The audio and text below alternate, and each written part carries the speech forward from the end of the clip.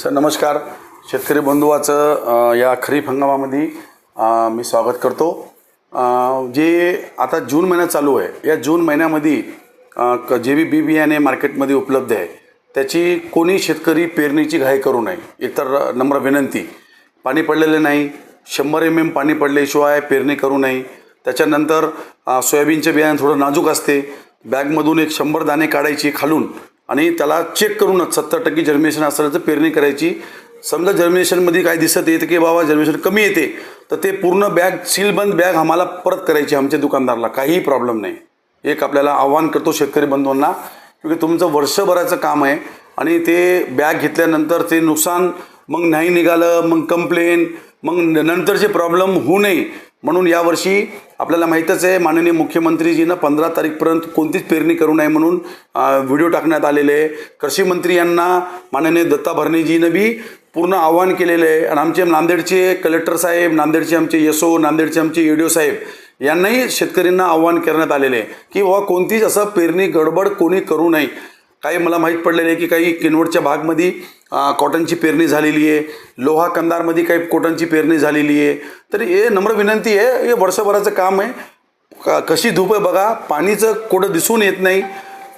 येणारं वर्ष बराबर आपल्याला पूर्ण वर्ष काढायचं आहे, काय वादविवादचा विषय करायचं नाही. आमच्या तुमच्यामध्ये जे संबंध आहे त्याला अजून चांगलं कसं करू शकतो आपण ते काम करण्यामध्ये आमच्या असोसिएशनची भूमिका, माझी स्वतःची भूमिका स्पष्ट हे राहणार आहे. आणि फर्टिलायझरमध्ये जे काही थोडं युरिया DAP मध्ये प्रॉब्लेम आहे तर असं काही आपल्या जिल्ह्यामध्ये माझ्या हिशोबानं आता जे साठा आहे ते सर्व दुकानदार आपल्या आपल्या जागेवर जे बी साठा उपलब्ध आहे ते शेतकरीला विक्री सुरू आहे. कुठं काही प्रॉब्लेम येत असेल तर बिलकुल आपण कल्पना द्या. शेतकरी बंधूंना माननीय कलेक्टर साहेबांना कृषी विभागचे टोल फ्री नंबर दिलेले आहे, कंप्लेनचे नंबर दिलेले आहे की कोणी चुकीनं काम करत असेल तर त्याच्यावर कंप्लेन करण्यासाठी.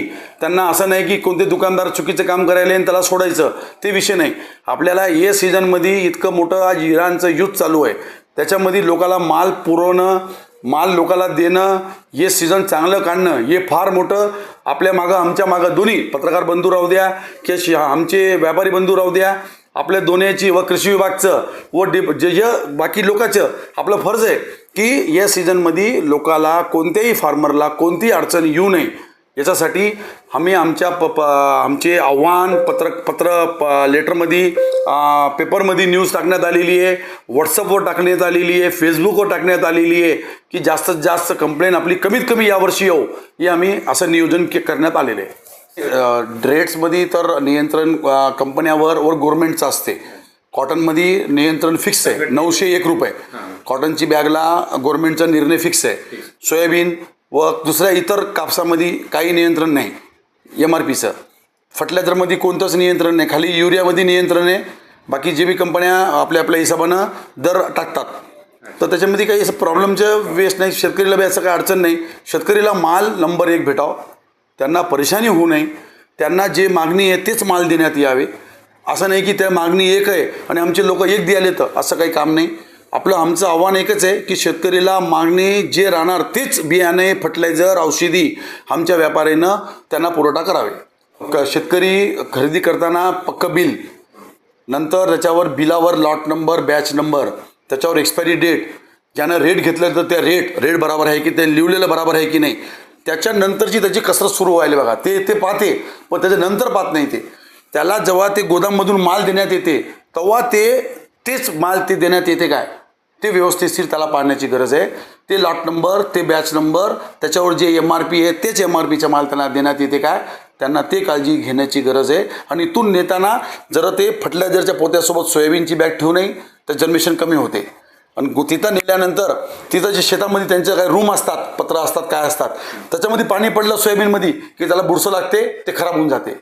मग ते म्हणतात की ते बियाणं खराब दिलेलं आहे. म्हणून त्यांना काळजीपूर्वक त्यांच्या गोदाम त्यांच्या तिथपर्यंत जावं. खरेदी करताना बगर बिलामध्ये माल घेऊ नये. जिथं त्याला विश्वास आहे त्या दुकानात घ्यावे. कोणी शेतामध्ये येऊन विक्री करायला त्याचं माल कोणतंच घेऊ नये. बिल, दुकानचं नाव सगळं बघायचं, त्याच्यानंतरच खरेदी करावी अशी आमची असोसिएशनतर्फे, माझ्यातर्फे विनंती. यामध्ये असं काही वाढ भावामध्ये असं काही नाही. सोयाबीनचे भाव नॉर्मली जे असतात, जे 2200-2100 पासून भाव सुरू आहे तर 3500 पर्यंत सोयाबीनची रेट चालू आहे. कॉटनमध्ये 900 रुपये MRP पण 850-800 रुपये विक्री सुरू आहे, अंडर कटिंग सुरू आहे. तुवरमध्ये बी तेच 200 ते 250 रुपयापर्यंत 300पर्यंत भाव आहे.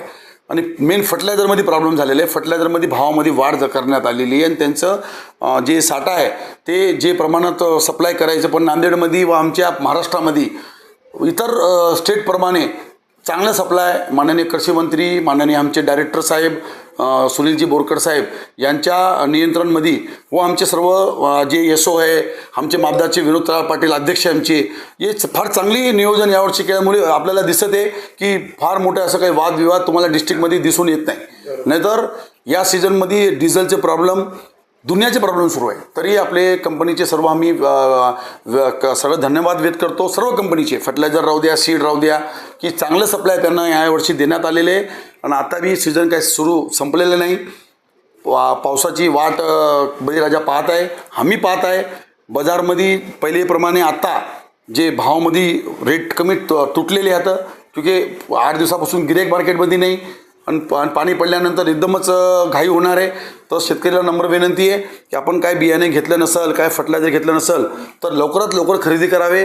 एकदम योग्य रेटमध्ये बियाणे आमच्या सर्व जिल्ह्यामध्ये सर्व दुकानामध्ये उपलब्ध आहे. आणि आपल्याला जे लागते तेच बियाणे घ्यावे व जे लागते ते फर्टिलायझर तेच घ्यावे. धन्यवाद.